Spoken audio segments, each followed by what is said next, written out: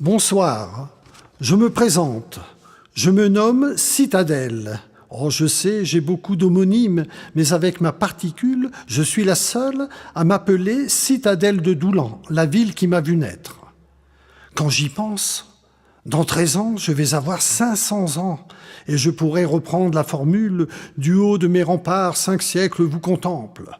Je n'aime pas parler de moi, mais parce que depuis quelques décennies, on s'occupe et on s'intéresse à moi, élus, associations, tels les Amis de la Citadelle, les membres du Lions Club, du Rotary Club, sans oublier les responsables de l'Office de tourisme, alors je veux bien vous conter mes plus belles heures. Je suis né de la volonté du roi de France, François Ier, qui décide en 1530 de mon implantation à l'emplacement d'un château primitif.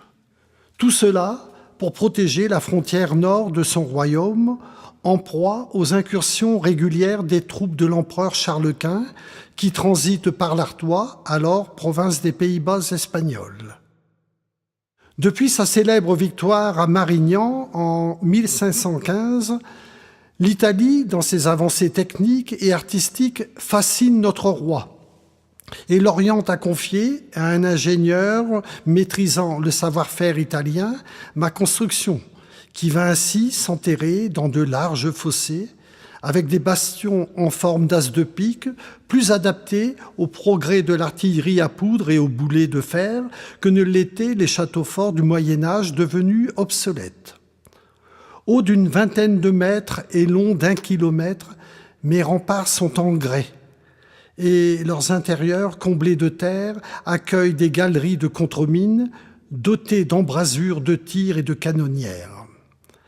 Ma première construction, de forme trapézoïdale, une des plus belles, si ce n'est la plus belle de l'époque de la Renaissance. Il me faut rappeler les grands malheurs de la ville de Doullens, comme la programmation de sa destruction par Louis XI en 1477, les cruautés des calvinistes ou huguenots en 1567 et en 1595, sa prise par les Espagnols sous le commandement du comte de Fuentes.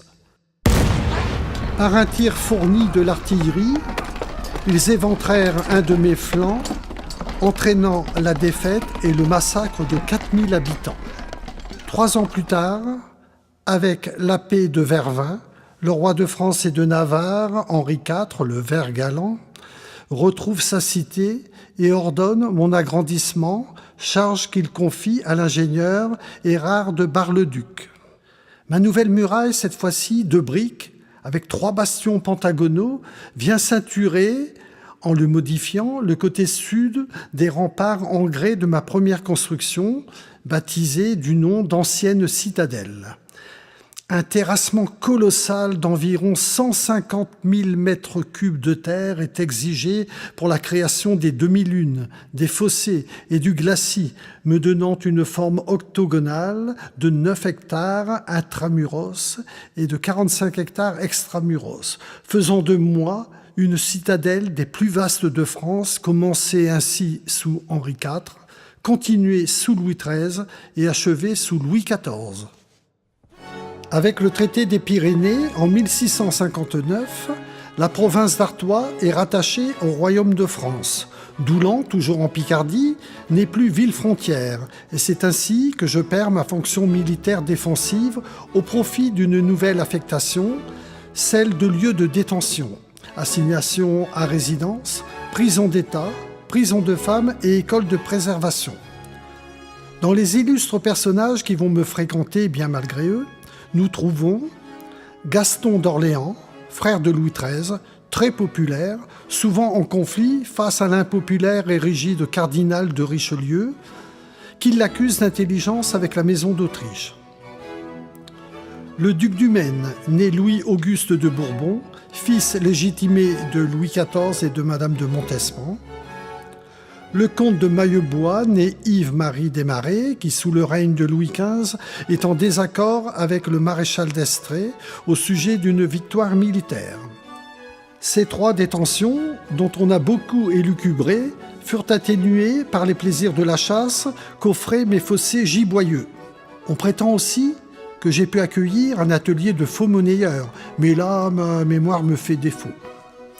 Sous le Premier Empire, le général Dupont est retenu prisonnier par disgrâce impériale suite à une défaite pendant la guerre d'Espagne.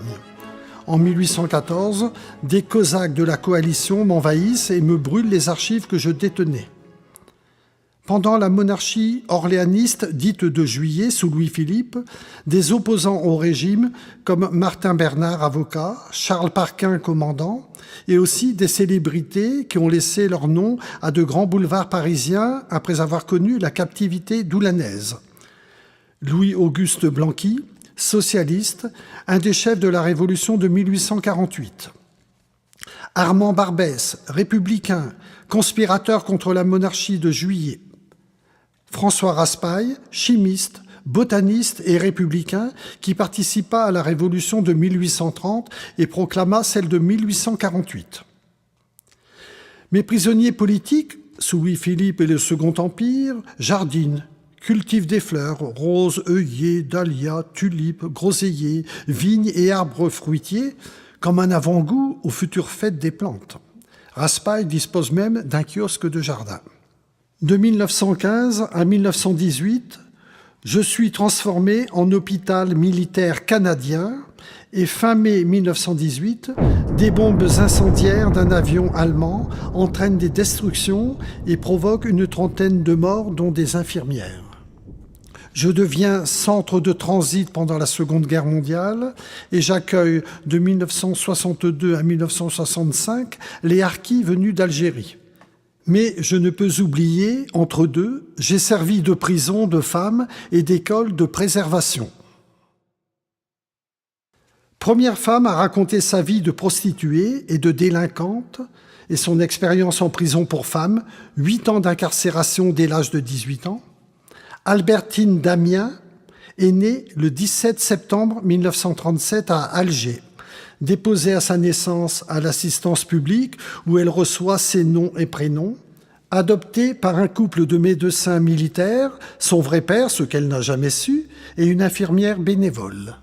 Elle connaît des problèmes de santé avec le paludisme, est scolarisée chez les religieuses, mais subit à l'âge de 10 ans les affres du viol commis par son oncle. Elle quitte Alger pour Aix-en-Provence en 1947, suit une excellente scolarité en collège et lycée avec internat, mais fatigue son entourage pour indiscipline familiale et scolaire, ce qui lui vaut d'être placée en maison de correction. En 1953, elle réussit la première partie du baccalauréat avec mention et s'enfuit à Paris, où elle vole dans les voitures et magasins et se prostitue, puis revient à Marseille le temps de voler le pistolet à son père pour regagner Paris et commettre un hold-up. Vite arrêtée, elle est internée à la prison de Fresnes où elle écrit des poèmes et en 1954 passe la deuxième partie du baccalauréat par correspondance. Arrogante lors de son procès qui la condamne à 7 ans d'enfermement, qui vont la conduire en 1956 à Doulan. Une fois chez moi, elle prépare un certificat d'études littéraires générales classiques, ce qui ne l'empêche pas de s'évader en 1957 en sautant d'un de mes remparts de 10 mètres de haut, se brisant l'astragale, un os du talon. Elle est récupérée sur la toute proche côte d'Amiens par un jeune voyou, Julien Sarrazin, qui la soigne, la protège, en tombe amoureux et la fait opérer de l'astragale à Créteil. Julien est arrêté et Albertine va se prostituer de nouveau à Paris avant de se retrouver et de partir vivre ensemble à Calais.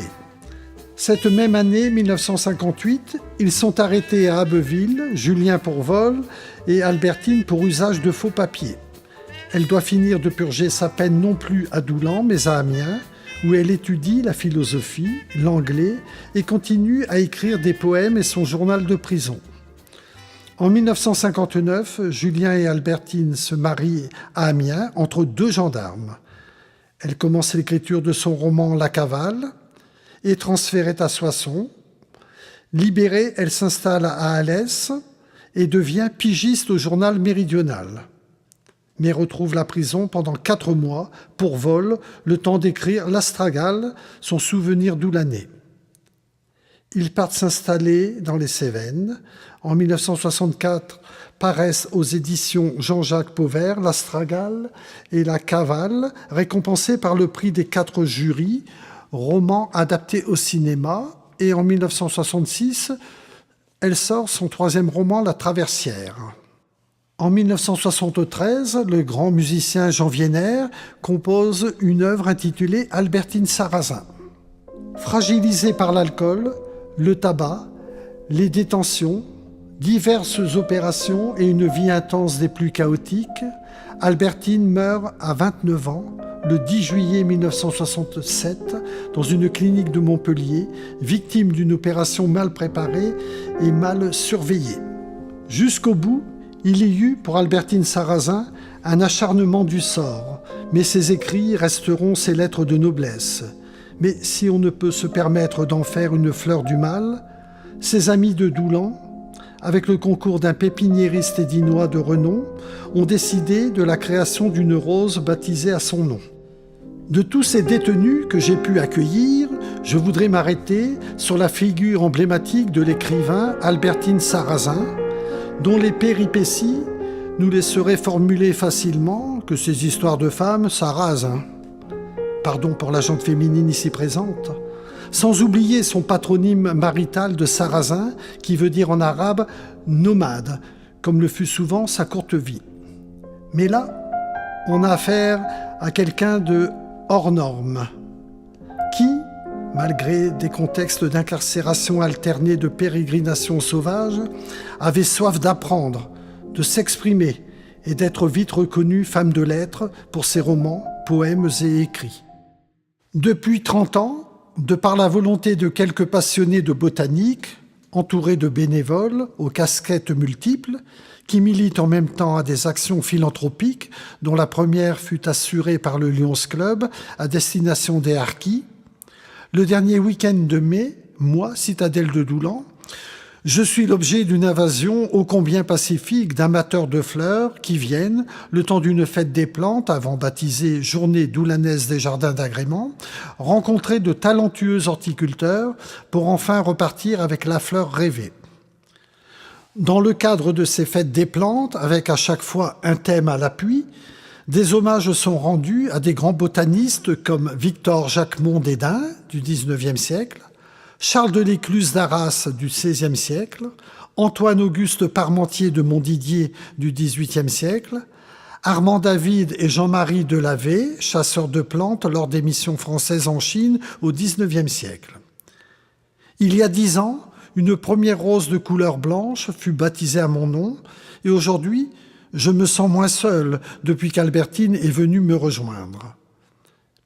Chers soutiens et chers amis, maintenant que nous nous connaissons mieux, continuez à me fréquenter à chaque fois que l'occasion se présentera. Ce sera pour moi un plaisir de vous accueillir.